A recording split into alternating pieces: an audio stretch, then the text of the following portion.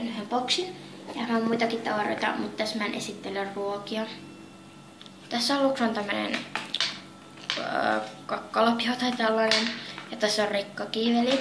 Ja nämä on tosi hyviä. Sitten tässä on 3 ylimääräistä juomapulloa. Ja tää on niinku matkajuomapullo. Ja sitten tässä on 2 ylimääräistä. Sitten tässä on tää boksi, niin tää kansi on niinku tällainen. Tässä nurkassa on niin sanottu herkkunurkkaus. Ja siis täällä on niinku herkkuja. Täällä on aika paljon niinku erilaisia herkkuja. Sitten tällaisia ja tällaisia. Sitten täällä pitäisi olla sellaisia sydänherkkuja. Tällaisia. Että tää on niinku herkkuboksi. Niinku täällä on ne meidän kaikki herkut. Sitten tässä on tämmösiä vitamiinidropseita ja tällaisia. Ja näistä meidän marsut tuppaa aika paljon Julius enimmäkseen. Sitten tässä on tämmönen vaan tämmönen ylimääräinen kansi. Ja tässä on tämmönen ylimääräinen ruokakuppi, jos mä joskus annan tuoreita. Ja sitten tässä on myös tämmönen ruokakippu ylimääräinen ja sitten tämmösiä bokseja ja tämmönen tuore ruoka. Lautanen, muovilautanen. Sitten täällä nurkassa on kaikki nämä meidän mitat, paitsi yksi on niissä siinä ruokaboksissa. Tässä on tämmönen. Tää on, kun mä sain ihan semmosen apua.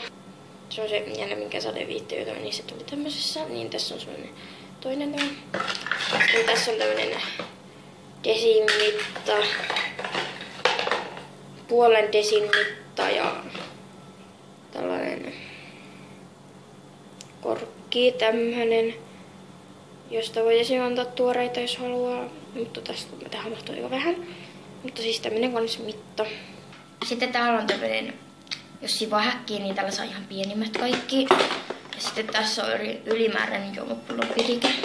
Sitten tässä on tämmönen iso boksi. Siinä on tämmönen purnukka.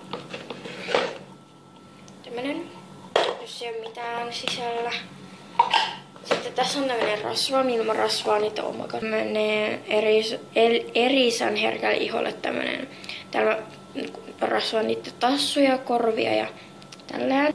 Sitten tässä on tämmönen sieni, että jos niitä pitää jotakin puhistella tai vastaan, mutta siis mä en oikein oo keksinyt täältä käyttötarkoitusta vielä ainakaan. Sitten tässä on tämmönen harja.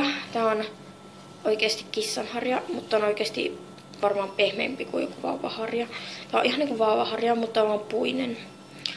Ja sitten tässä on tämmönen sakset. Ikinä ei tiedä mikä tarisaksia. Ja jos mä haluan vaikka leikata niitä turkkia tai vastaavaa, mutta Julius on sillä ja karvanen ja niillä on rusettimarsu, niin ehkä niillä on joskus tulevaisuudessa. Ja sitten täällä on pinkit kynsisakset. Joo, ne on tosi hyvät. Mä vähän oon löystyttänyt näitä, kun mä oon tehnyt näin, joten ne on nyt aika löysät ja hyvät ja tämmöset. Ja sitten tässä on hammasharja, jos mä haluan puhistaa sitä niiden rasvapattia tai mikä rasvarauhanen, mikä onkaan. Mitä tällä. Ja sitten tässä on niiden karsta. Tämä on tämmönen ihan perus. Ja tässä on tämmönen pehmeä harja kans. Täällä sisällä kuuluisi olla semmonen pikkuinen kampa. Mut mä oon onnistunut hukkaamaan sen ja tää kuuluu tähän. Sitten meillä on mörttiröppöä ja pihalla toi niitä kuljetusboksia. Tää on varastossa, mutta mä en jaksa nyt käydä hakemassa sitä. Nähdään ensi videossa. Moikka!